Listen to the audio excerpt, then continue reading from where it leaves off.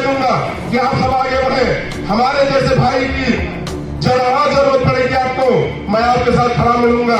यह मैं दावा आपके साथ करता हूँ। आर्थिक रूप से नमस्कार दोस्तों, स्वागत है आप सबका हमारे YouTube चैनल नवयुग भारत में। नेहरू हाल सभागार में सोनकर समाज युवा सम्मेलन का हुआ आयोजन। खटिक समाज के युवा जनप्रतिनिधियों को एकजुट होकर कार्य करने का संदेश दिया। आजमगढ़ के नेहरू हाल के सभागार में शनिवार को सोनकर समाज युवा सम्मेलन व जनप्रतिनिधि सम्मान समारोह का आयोजन किया गया। इस दौरान मुख्य अतिथि के तौर पर जौनपुर जनपद के मछली शहर विधानसभा की विधायक डॉक्टर रागनी सोनकर मौजूद रहीं। इसके अलावा आजमगढ़ के तमाम खटिक समाज के जनप्रतिनिधि गण मौजूद रहे। बतौर मुख्य अतिथि मछली शहर विधायक ने कहा कि उनका समाज आज भी बहुत पिछड़ा है, जिसको जागृत करने की ज़रूरत है। खटिक समाज की लड़कियां आज भी अशिक्षित रह जाती हैं। समय से पूर्व ही उनकी पढ़ाई छुड़वा दी जाती है और उनकी शादी भी कर दी जाती है, जिससे पिछड़ापन बरकरार रहता है। इसलिए इस सम्मेलन के माध्यम से खटिक समाज के जितने भी जनप्रतिनिधि हैं, चाहे वह किसी भी पद पर हों, प्रधान से लेकर विधायक तक, सभी लोग यहाँ पर जुटे हैं और समाज को आगे ले जाने को लेकर मंथन कर रहे हैं। उन्होंने कहा कि वह एम्स में MD की डिग्री हासिल की है और इसके बाद राजनीति में कदम रखा है, लेकिन आज भी उनके देश में राजनीति में पढ़े लिखे लोगों की कमी है। इसलिए देश की राजनीति में दुष्प्रभाव पड़ रहा है। सुनते हैं रागनी सोनकर ने क्या कहा। हमारे जो पत्रकार बंधु हैं, आप सभी को मैं नव वर्ष की ढेर सारी शुभकामनाएं देती हूँ, मकर संक्रांति की शुभकामनाएं देती हूँ। और मैं धन्यवाद करना चाहूँगी, यहाँ युवा खटिक समाज के जनप्रतिनिधियों का कार्यक्रम रखा गया था और वहाँ पे मुझे एज अ अतिथि बुलाया गया। मैं आभार व्यक्त करना चाहूँगी यहाँ के ऑर्गेनाइजर्स का। क्या मैसेज देना चाहिए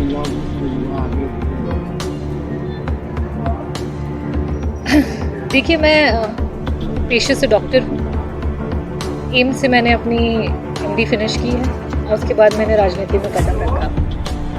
और देश में किस तरीके से विभिन्न विभागों में युवाओं की कमी है और साथ ही साथ शिक्षित लोगों की कमी है, जिसकी वजह से हमारे देश की राजनीति पे दुष्प्रभाव पड़ रहा है, मैं ऐसा कह सकती हूँ। तो इस कार्यक्रम के माध्यम से आजमगढ़ में जो हमारे खटिक समाज के जनप्रतिनिधि हैं, उनका एक छोटा सा मीटिंग बुलाया गया था, जिसमें उन्होंने एज मुझे मुख्य अतिथि बुलाया। मैं आभार व्यक्त करना चाहूँगी और भारी मात्रा में हमारे जनप्रतिनिधि यहाँ पे उपस्थित हैं, उन सभी को भी मैं आभार व्यक्त करना चाहूँगी, क्योंकि काफ़ी दिनों से लोगों के अंदर ये मंशा थी कि समाज के जनप्रतिनिधियों की एक मीटिंग हो, किस विचारधारा और किस मार्ग पे हमें चलना चाहिए, क्योंकि हमारे समाज में आज भी साक्षरता जो है वो काफ़ी नीचे है।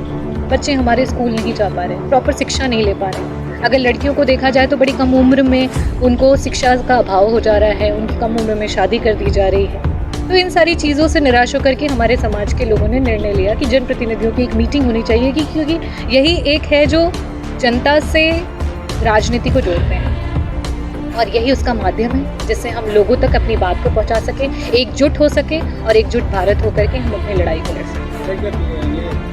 मैं फिर से आपको बताना चाहती हूँ, युवा जनप्रतिनिधि खटिक समाज के जो हैं, उनकी एक मीटिंग बुलाई गई है, जिसमें कि सारे आजमगढ़ के जो खटिक समाज के हमारे युवा जनप्रतिनिधि हैं वो हमारे बीच में हैं, चाहे वो प्रधान हो, चाहे ब्लॉक प्रमुख हो, चाहे पूर्व प्रधान हो, पूर्व ब्लॉक प्रमुख हो, BDC हो, हर पद के लोग हैं, चाहे जो लोग अलग अलग विभिन्न पार्टियों से चुनाव लड़े हों, प्रत्याशी रहे हों, चाहे वो प्रेजेंट में वर्तमान में विधायक हों, जो भी युवा जनप्रतिनिधि खटिक समाज से हैं, उनकी एक मीटिंग बुलाई गई है और उसमें हमें लगता है कि जितनी हमारी एक्सपेक्टेशन से थी उससे ज़्यादा लोग आए हैं और मुझे लगता है ये मीटिंग बहुत ही फ्रूटफुल होने वाली है। आपने राजनीति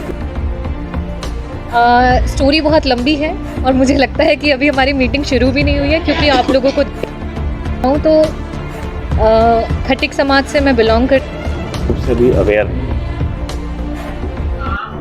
प्रधान, सभासद, विधायक, सांसद बन तो जाते हैं, पर युवाओं के बीच में राजनीतिक चेतना लाना बहुत ज़रूरी है। इसीलिए हमारे संगठन अखिल भारतीय खटिक समाज के द्वारा, जो उसमें युवा एक संगठन है, जिसके माध्यम से इस कार्यक्रम का आयोजन हुआ है और करने का उद्देश्य सिर्फ ये है कि हमारे समाज के जितने भी युवा साथी हैं सबको राजनीतिक रूप से अवेयर किया जाए, उनको उनकी लोकतांत्रिक व्यवस्था की ताकत को समझाया जाए, बताया जाए।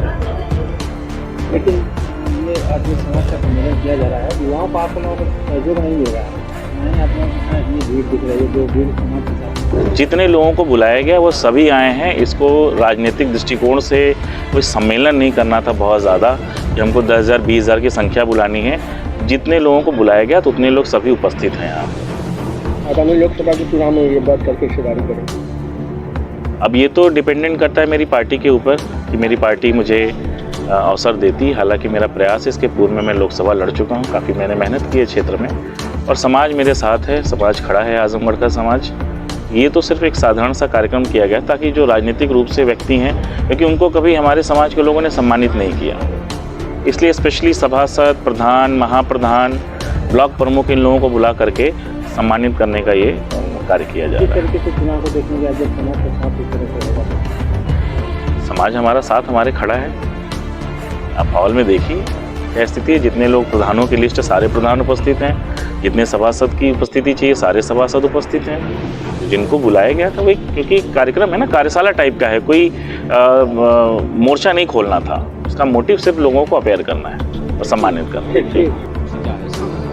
ये कार्यक्रम मेरे द्वारा नहीं, मेरे समाज के युवा साथियों द्वारा आयोजित किया गया है। इस कार्यक्रम की रूपरेखा जो है हमारे युवा साथी ब्रजेश सोनकर, संजय सोनकर, परशुराम सोनकर, हरिश्चंद्र सोनकर इन लोगों ने तैयार किया था।